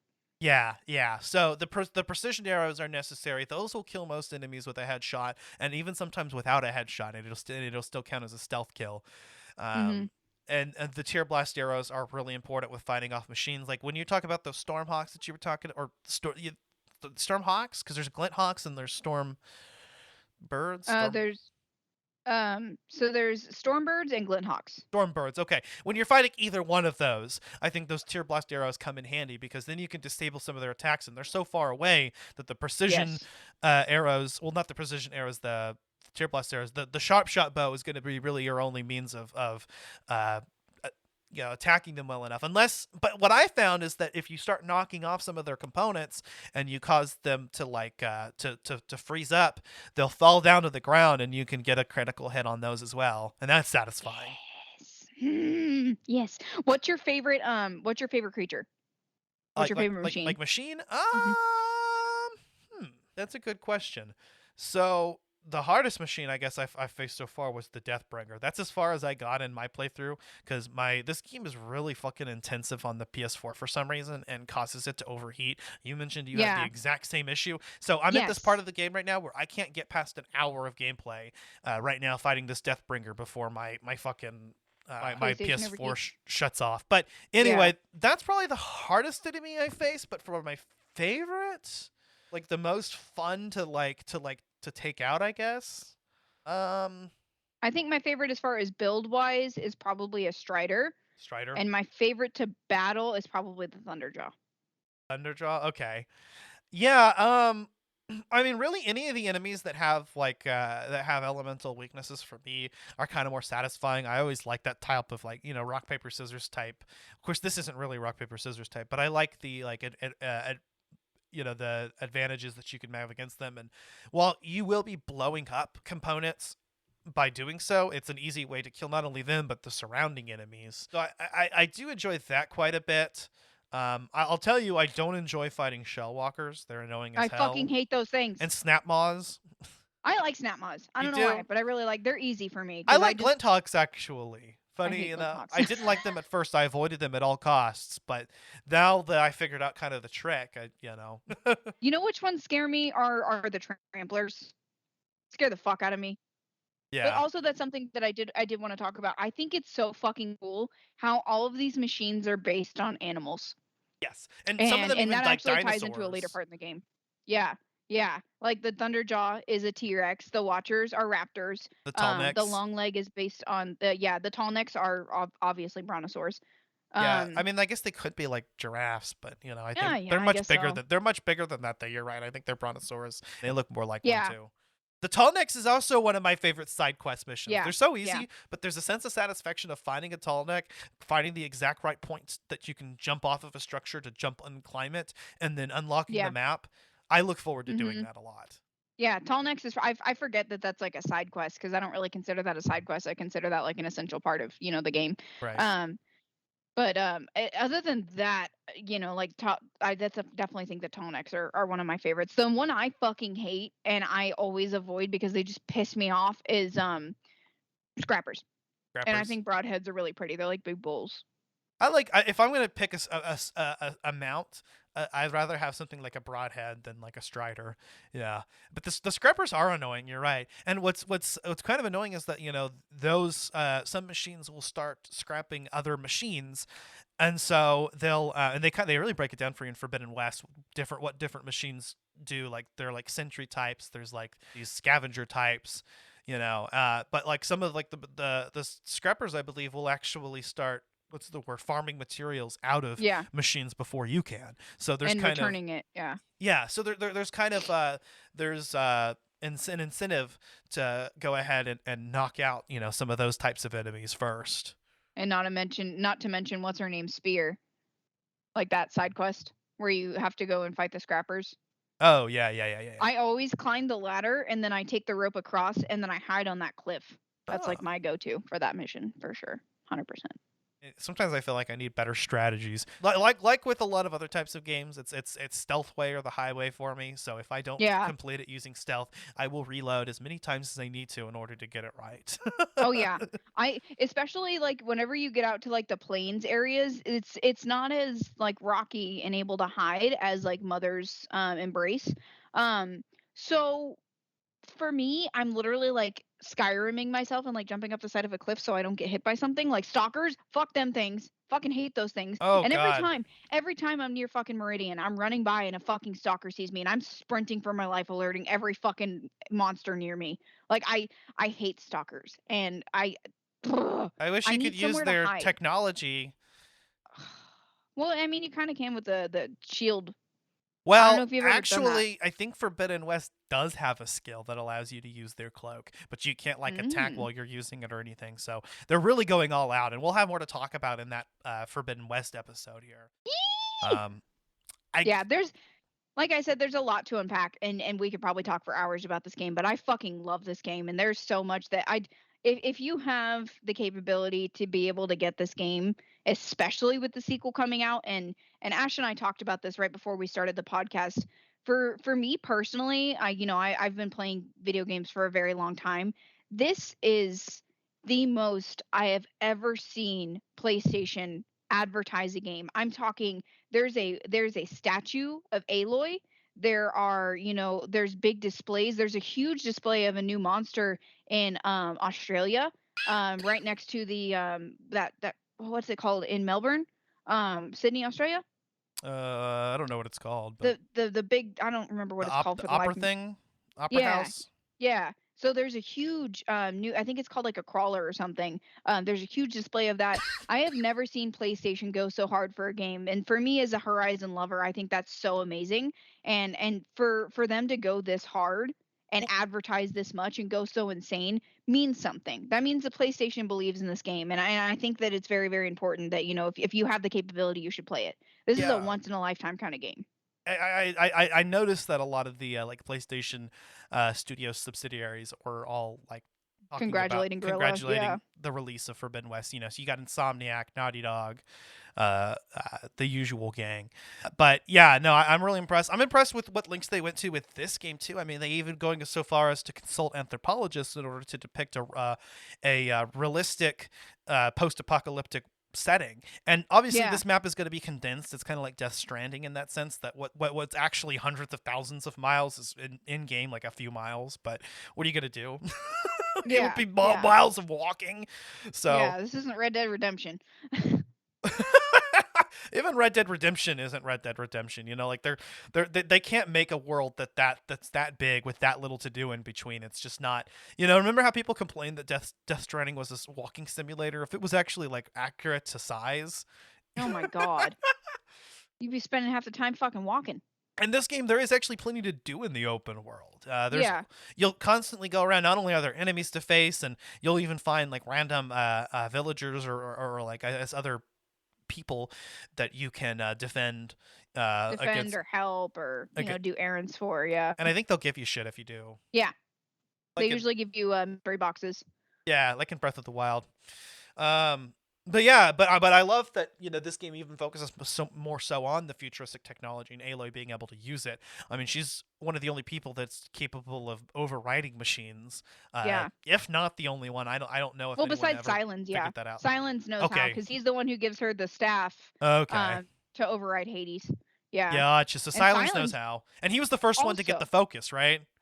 Yes, and also I am so happy that we're gonna get Silence in the sequel. The fact that Lance Reddick plays Silence is huge for me because I love Lance Reddick He so narrates much. the He is an opening. amazing, yes, he's an amazing character and he's an amazing dude. Like he is in the John Wick series as the receptionist in all the hotels, and he's kind of like like their what are the quartermaster like they use in Kingsman. He's also in Fringe, which is one of my favorite shows ever. And the fact that he's in one of my favorite games ever, I love Lance Reddick. He has never done me wrong, and I think that he voices Silence perfectly. He's the like if I were to read like a book and then it became a game, kind of like how The Witcher did. This is who I would envision as Silence. So I was like, wow, like this is perfect. Like whenever his like obviously I knew his voice was Lance Reddick, but like when I'm envisioning this dude, I'm envisioning like a big burly man, and it's Lance Reddick. Yeah, the voice talent is actually well done. I mean, there's a few awkward stilts, and that's really just more to the game inserting awkward pauses here and there, Yes, But yeah. but no, the voice acting itself is actually superb. Ashley Birch or Burke is this? Ashley Birch, yes. Ashley Birch is the voice actress, and I believe also the motion capture performer for Aloy. And She is, yeah. and she Looks just like her. just like her too. It's actually Yeah. it's crazy. And Ashley Birch is beautiful. That's another thing that you can do. Like if you look at, for instance, like Nolan North in the Assassin's Creed games, or if you look at it like Yuri Lowenthal in Spider-Man PS4, you have three components to fill. You have the voice actor, the motion capture performance, and then the likeness. Mhm. Usually the voice actor and motion capture performer are going to be the same. That just makes the most sense to do. But they're not always going to use the same likeness. Like there was a Yeah. big controversy because they changed the actor that they used for Peter Parker's likeness in Spider-Man in the remastered version and in Miles Morales. So it's the same voice actor, same motion capture performance by Yuri Lowenthal. They just actually literally the reason why they chose someone else is because with higher fidelity graphics, they needed someone that supposedly matched his facial structure better, that was a better match. But it's just so weird to see a character with the same mannerisms and same voice with a completely different face. Yeah.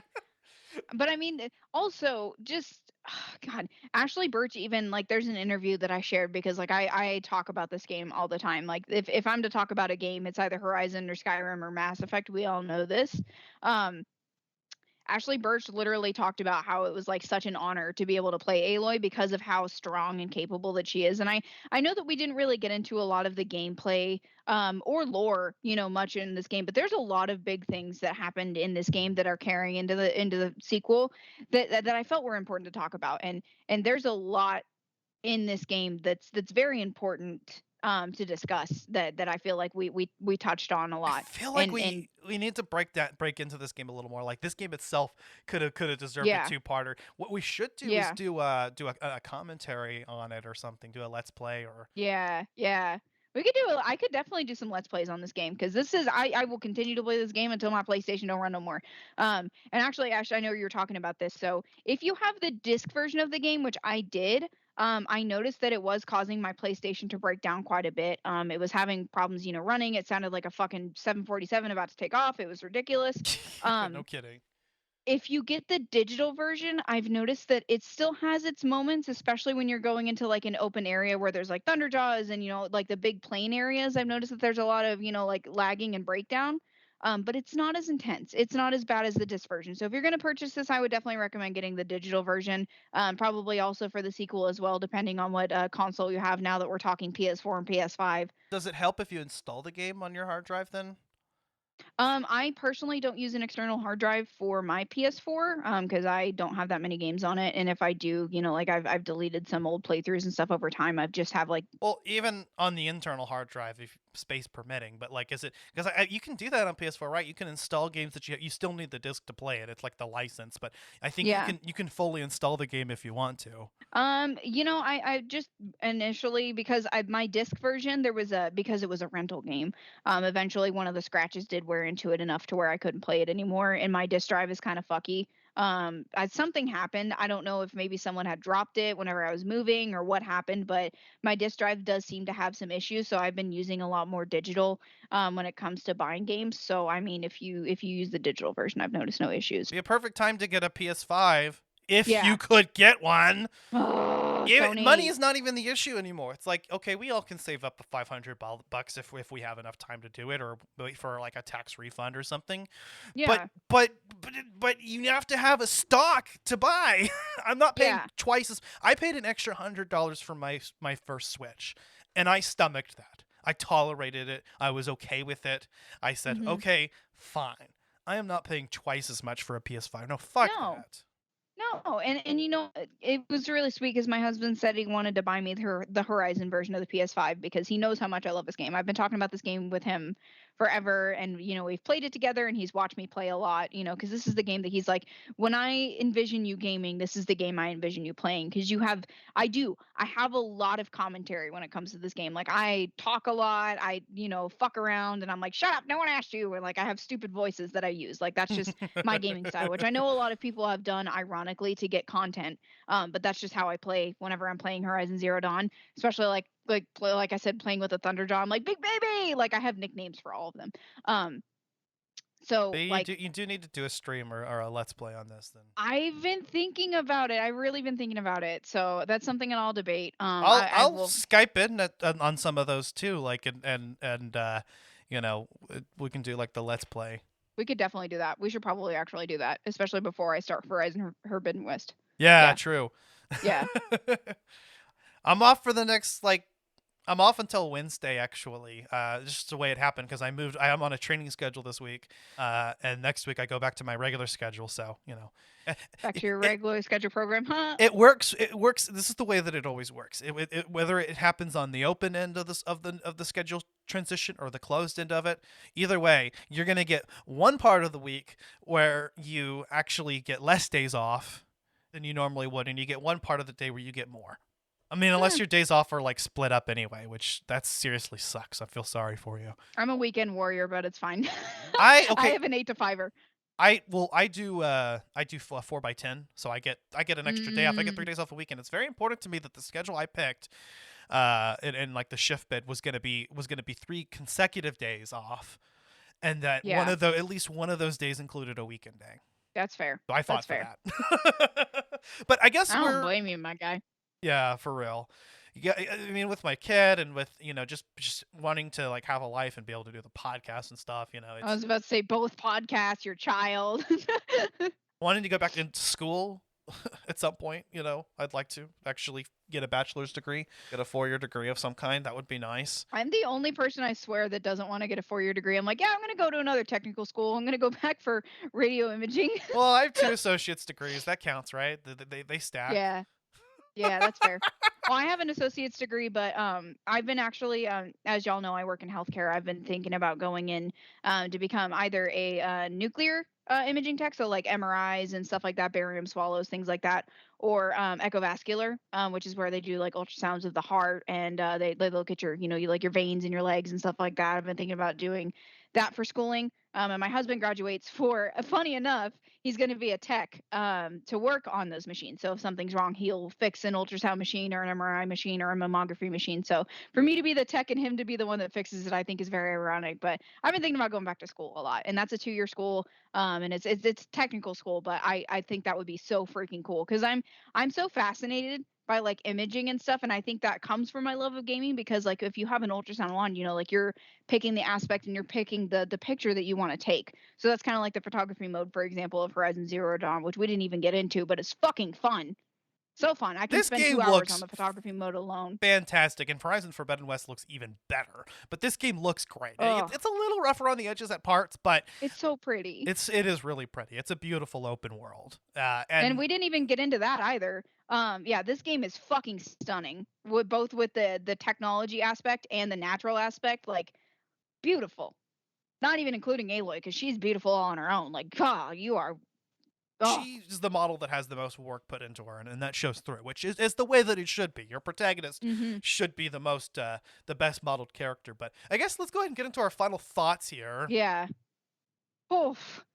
So I know I've been saying this, but y'all definitely need to pick up this game if you get the opportunity to. This game is one of my favorites because there's so much in it. You can really separate yourself from the outside world and really just get away from your own head. And especially, Ash and I, whenever we're on Victims and Villains, we talk about it quite a bit. We talk about the importance of mental health. And, I've been struggling a lot with mental health recently. This game made me fall in love with gaming again twice. Like Ash said, this game has really been there for me. And I love this game and this character. And I personally feel inspired by Aloy a lot because she, no matter the hardships that she goes through, she manages to make it through and have a positive outcome at the end. And that's how I want to be in my life. And if you're gonna pick up a game that has a lot of good values and a lot of good content and just God, not even so much the graphics, but the vocals in the soundtrack are beautiful. This game is very ethereal and it's so well put together, especially for a studio that wasn't really expecting it to do this well. I mean, guys, if I can beg you to pick up any game, it's this game. Please pick up this game. I have never wanted to talk about something more, and I've been begging Ash since my first appearance to talk about this game. And I am so glad that I finally got to do it. And I really hope that this inspires you guys to pick it up because there is so much, so much in it. And you can easily get 100 hours of content and still not be satisfied with Aloy and her story. And I think that that's very, very important. Fuck yeah, and there's no better time than right now. Before you get into Horizon Forbidden West, I actually do recommend you play through this first because this game, that game jumps right off the end of this one, and I actually hadn't fully played through this game yet. So I mean, even I had a couple of spoilers that I had to get through in order to understand the story of Forbidden West. So it's definitely recommended you play this one first, and it's the best time to do that. It got a PC release, I think, actually fairly recently. I think like in like 20. Well, that's still 2 years ago now that I think of it. Right around quarantine, yeah. Yeah. It was like right around like March 2020. I'm thinking of God of War. God of War just got a PC release. Yes, yeah, like a couple weeks ago. And that game came out like a year after this one, so it was actually 2018, yeah. Surprising. Yeah. I think it was quarter 2. But yeah, no, this game is phenomenal. I agree. It's one of the games that honestly, it's kind of underrated even for myself. I think I don't pick it up often enough. Other new stuff comes out that just shines it's a little shinier, it's new or whatever. But then I come back and like this game is just it's extremely solid. I think that yeah, especially with the improvements that Forbidden West brings in. I mean, they really actually, and we'll talk about that next episode, but they really so far seem to have upped the ante and just made the game a hell of a lot smoother and just Mhm. better polish, which honestly just is just a cherry on top to an otherwise phenomenal game. There's so much to do. I wish that we actually could talk about it more. Like I feel like maybe we need to have like kind of a bonus round segment Yeah. focused on something Horizon so that we have a little more to talk about. We got to Yeah. do a let's play. This game deserves a little bit more attention than I think it gets. Yes, for sure. Yeah. This is the underdog of storyline games. And this game was nominated for pretty much every fucking category in 2015 at the Games Critics Awards before it was released. It Yeah. won 3 of the categories out of 9. Nice. It won a third of its categories. It has won so many fucking awards. Yeah. So, I mean, for that alone, guys, you need to play it. You need to play it, and there's a reason why it's the underdog, because it seems like it's so intense, and it is. But that's just another reason to love it, because not many people talk about it. The people that do fucking know. They Yeah. fucking know. And we didn't even really talk about Guerrilla Games or anything else that they did, but I suppose that's something that we can kind of talk about next time since we'll be Mhm. avoiding spoilers anyway. But yeah, Yeah. next episode we are going to talk about Horizon Forbidden West. It will be a spoiler-free review. I'd like to have that out by probably the week after this comes out. That's the plan Mhm. because I don't want to set it out too long. 2 weeks after the game comes out is I think a pretty good game to talk about it, but I'd rather hit these things a little sooner and get them, like a week after release if possible. That's Yeah. the idea. But we've all got lives, we're all busy, so what are you gonna do? Yeah. Yeah, no After kidding. Horizon Forbidden West next month, or this month, next month, we're gonna be talking about, I believe. Let me just double check on our itinerary here, make sure that I'm not mistaken. But yeah, Hellblade: Senua's Sacrifice, your other pick. Yes. Yes. Okay, I couldn't remember which game was next, but I cannot wait for this one either. Guys, I begged Ash for this one to be added for the season because my brother, I don't know if y'all remember Agony being on a couple episodes ago. This is one of his favorite games. Senua to Agony is Horizon to me. He loves Senua, and there is a lot of things that are in this game that I think are very important to talk about. So I am so fucking excited to talk about that one. And it's a perfect time to talk about it with the sequel just announced. So, Mm-hmm. Yeah, yeah. girl. I'd love to, I'd love to see if maybe we can even collaborate with Victims and Villains on that. I would love to. I think we've reached out to them. So that's coming out next month. I'm really excited to talk about it. I started the game, I bought it, and I just barely started it, and I'm already impressed as hell by it. Mm. And I can't wait to play the sequel later. I mean, when that comes out, we're definitely gonna have to do a game launch episode on it. Speaking of game launch and speaking of Agony, we are also going to be part of a live stream event for Elden Ring. The Yay! February 25th, the day that it comes out, he's doing a 24-hour live stream. So Actually, I forgot to mention this, and I totally forgot to tell you. So, for those of you who I know, a lot of fans of Agony have started listening to us, which thank you guys, by the way, especially Pix. I know I believe that she was listening to it. She's one of the frequenters on his channel. So he is going to attempt a world record on Elden Ring. He just told this to me the other night, and he wants me wow. to be a part of it as much as possible. He's going to try to play Elden Ring for 10 days straight, no sleep. Wow. Well, I can't take off that much time from work, but I did schedule the day of, the day before, and most of the day after off, Yeah. so that we can be a part of it. The live stream, we can kind of moderate the chat, or at least just be a part of it and like hype it up a Yeah. little bit. Yeah. While we're doing that, and then like probably a week or two after that, we'll go ahead and release our episode on Elden Ring, which of Woohoo! course we're gonna have to have him guest on. That'll be another Mhm. spoiler-free game launch review, so stick around for that. I'm really excited. I mean, this is the most hyped game of the year. I would not be surprised if it gets game of the year, assuming that it has a smooth launch, unlike Cyberpunk. Oh my God, there's been a lot of talk about that too, but that's something we can talk about maybe in the next episode as far as news. But yeah, I mean, I feel like it's going to be a fierce fucking battle between Horizon Forbidden West and Elden Ring, because this game, Horizon Forbidden West, has been so hyped. I have never seen people more fucking excited for a PlayStation game. So I think it's going to be like fucking tooth and nail for votes on that, which I'm excited to see that because from what I've seen of Elden Ring, it looks like a beautiful game. I'm very excited for it. Also, it's Horizon, so I mean, I'm going to have a tough time picking my game of the fucking year. Yeah, Holy shit.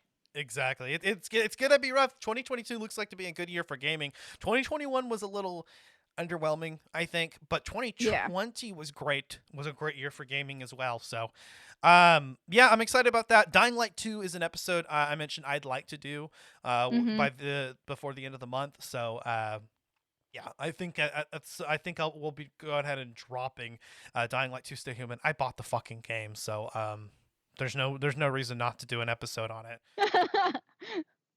And then our bad game review is coming up soon. You guys. Yes, so we'll go ahead and reveal coming up in the month of April, and I kind of want to dedicate maybe April as a bad gaming month in addition to doing our 420 special. For my birthday, I'm gonna roast some shit. It's fine. Well, it just fits hand in hand. It's like, what's the perfect time? What's the perfect way to handle bad games? Just get high as I know. fuck. I was looking at the schedule and I was like, okay, so we're gonna spend the entire month of my birthday roasting shit. That's cool because I roast shit all the time. Whatever. Well, but our bad game, I'm going to roast that shit like fire burned coffee beans. yeah. Fuck So that game. that's gonna And be when Anthem. y'all understand what it is, yeah. BioWare, EA, we got some words. You just mentioned it this episode. So Anthem, also our 420 special that month. This is not a bad game. This is a good game. It's going to be GoldenEye. Bo and I kind of settled on that because I think out of the podcast, I'm the only one that smokes anymore. So I had to seek outside help. Yeah, sorry. No, it's cool. We got Bo for the 420 episodes from Collateral Cinema. So and possibly Robert as well because we're gonna play it on his Nintendo 64. Oh my gosh, that'll be fun though.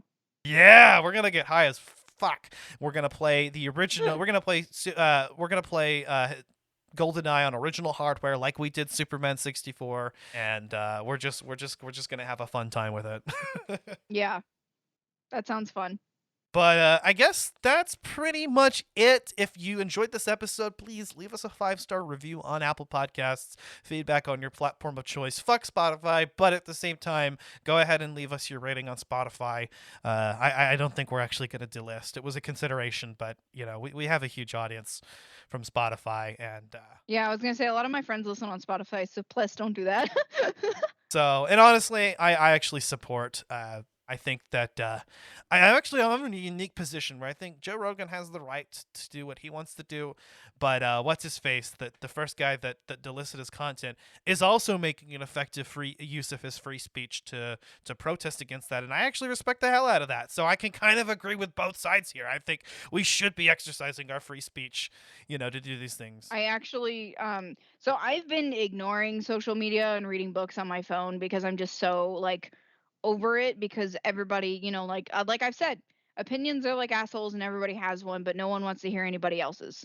So I actually don't know what you're talking about, and I know that sounds so ignorant of me, but I've just been literally ignoring social media and reading books and playing video games. The less you know, the better, honestly. Yeah. I mean, I've heard a little tidbit here and there, but like I personally, love Spotify. They curate playlists for you, and I like that, I don't know, I'm an Apple Music guy, so yeah, that's fair. I love Spotify though because anytime that you post an episode, it comes up on a notification. It's like, oh my god, like the next episode is here, and I love that it celebrates that for us. So I don't know. I still personally love Spotify. I'm a huge fan, and that if I'm gonna listen to our podcast, because sometimes I do, I'm like, let me listen to the camaraderie of 2020 for us. I have it installed. I have the app installed, to share Really? links and whatnot. It's the only thing that you can jump on. Like, you can, if you want to listen to podcasts while you're on PS4, you have to you do it through Spotify. So I've used it for that before. It's not a bad service on its own. I mean, I agree. And Joe Rogan's going to be Joe Rogan. What do you expect? Yeah, I don't really, I know this sounds so bad of me, but I don't really know much about him besides that he like apparently is very angry and spits into his microphone. That's all I know about the dude. But like, I guess like what you said, everybody's entitled to whatever they're doing. He's really good at picking like interesting people to talk to. That's the thing about his show is Joe Rogan was never great. I don't think anybody ever watched or listened for Joe Rogan except for those Joe Rogan bros. But fuck those guys. I mean, like didn't the same thing happen with Drinking Bros though? Drinking Bros, like the Matt Best and Jared JT. I don't know anything about that, to be honest with you. They're like Black Rifle, grunt style, military kind of stuff. I think Oh. something similar happened to them because of this. I don't know. Basically there's a Black Rifle had donated something for the San Antonio Police Department to get a boat or something like that because of the Medina Lake or some shit, and something went down and they were getting in trouble, or I don't know. We're But I going think off on a something similar. tangent. Yeah, something similar happened, but I don't know. People are entitled to their opinions, and if people post them on the internet and someone else isn't, happy with it, you don't have to listen to them. You can unfollow them. You can unfollow on TikTok. You can unfollow anything based on their content. Yeah. And I think that Joe Rogan using his platform to interview people from all sides of the aisle is a net benefit, I think. It's important to hear everyone's side, because here's the thing. If you want to know how to discredit someone, know what their fucking argument is. You know what I mean? Exactly. Know what their argument is, know what they're saying. I've literally learned, I don't like Ben Shapiro. I think he's kind of an asshat, but I respect him as like a person. I think he's a smart dude. He sticks his foot in his mouth a lot. But I listened to his episode, and he's not a far right at all. I would not say that he was far right or whatever they call him. Yeah. And see, this is the reason why I've been avoiding social media, is because it's just like, it's all like arguments of who's what and who's where, and I'm like, can we just I literally follow this TikToker, and her name is I think it's her. I don't know if she has any other pronouns, so if she does, I'm so sorry. Under the Desk News literally just tells the news from underneath their desk and talks about it. Like, just like, this is what you're gonna hear if you're this person, this is what you're gonna hear if this person, this is the news. And I like that. Also, Ben Shapiro's sister is hot as fuck. She can talk to me all day long about conservative propaganda while she's fucking me, and that's cool with it. I'm cool with it. She's got the mommy milkers. I don't know who this from. I know this. I sound, God, just so ignorant, but I've been avoiding social media. Sorry, guys. I've been playing games and reading books. I just have no personal interest in it anymore. It's just, it's annoying. Like, everything is an argument. Everything is, I like apples, and someone's like, fuck you, bananas are better. And it's like, it's just an apple. Holy shit. Yeah. But anywho, we're running up on time here, but yeah, this is the game worth doing. So do it. Yeah, if you do listen to us on Spotify, please continue doing so, and leave us feedback there. I think they have a rating system now. Check us out on Podchaser. That's a social media platform for podcasters. I'd like to kind of invest a little bit more on that.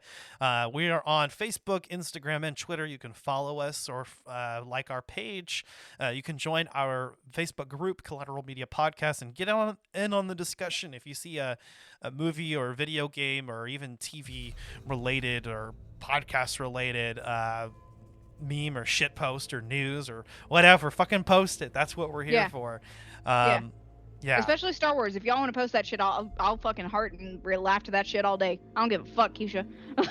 I go through the page I don't always get notified when people post, but I'll take some time every once in a while to kind of scroll down the group, and I we've got a few people that are actually active and posting content, which is nice. I'll come off of my social media block for you.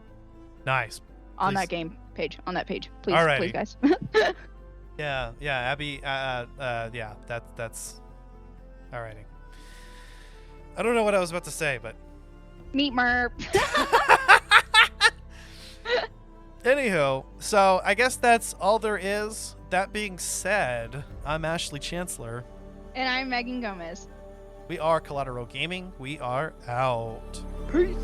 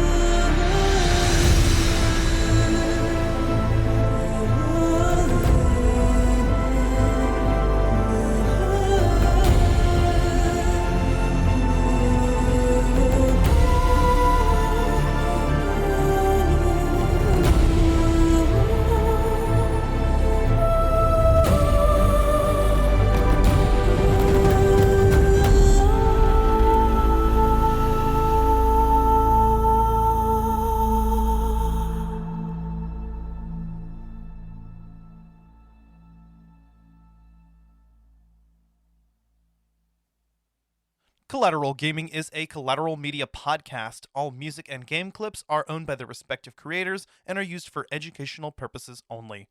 Please don't sue us. We're poor.